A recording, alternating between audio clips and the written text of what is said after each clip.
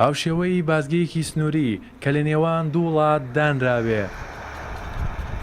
ئێرە بازگەی پردەیە کە میلیشیاکانی حەشدی شەعبی و پۆلیسی عێراقی بەڕووی هەولێری پایتەختە دایان ناوە باج و گومرگی ناسایی لە بازرگانە کوردەکان وەردەگرن بێ ئەوەی هۆکارێکی دیاریکراویان هەبێت. دانانی ئەم خاڵە گومرگیە چەند هەفتەیەک دەبێت، ئەمەش بە تەواوی کاریگەری لەسەر جوڵەی بازرگانی ناوخۆیی و دەرەکی هەبووە.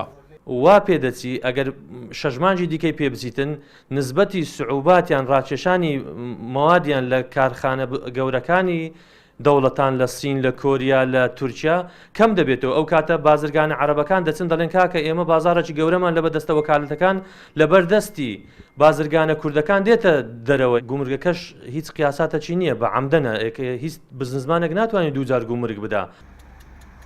هەوڵەکان زۆرن لەسەر ئاستی باڵا لەلایەن ژووری بازرگانی و پیشەسازی کوردستانەوە، بەڵام ئەوان چاوەڕێی دۆخی چەقبەستوی سیاسی عێراق دەکەن بۆ ئەوەی حکومەت دابمەزرێت بە بڕیارێکی فەرمی ئەو بازگەنە یاسایانە لا ببرێت. ئەمە زۆر جار لەسەر ئەو وەشینە دانیشتوونە کۆبوونەوەمان کردووە لەسەر ئاستی باڵایەکان وە زۆر خەبەریشمان گەیاندوتە ئەنجومەنی وەزیران بۆ ئەوەی ئەوەمان پێ بکرێن.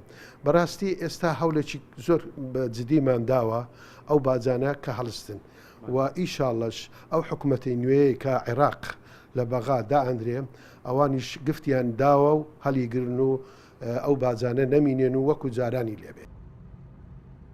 بە گودەی حکومەتی عێراقی داهاتی ئەو بازگانە یاسایانە بەشێکی بۆ خەزێنەی دەوڵەتە و بەشێکی دیکەشی بۆ پارێزگای کەرکووکە بێ ئاگالەوەی خەڵکەکەی یەک دینار لەو داهاتە سوودمەند نابن.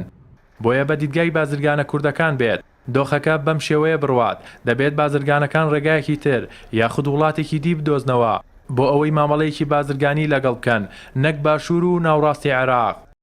دیاری شێخە، کوردستان 24 پردێ.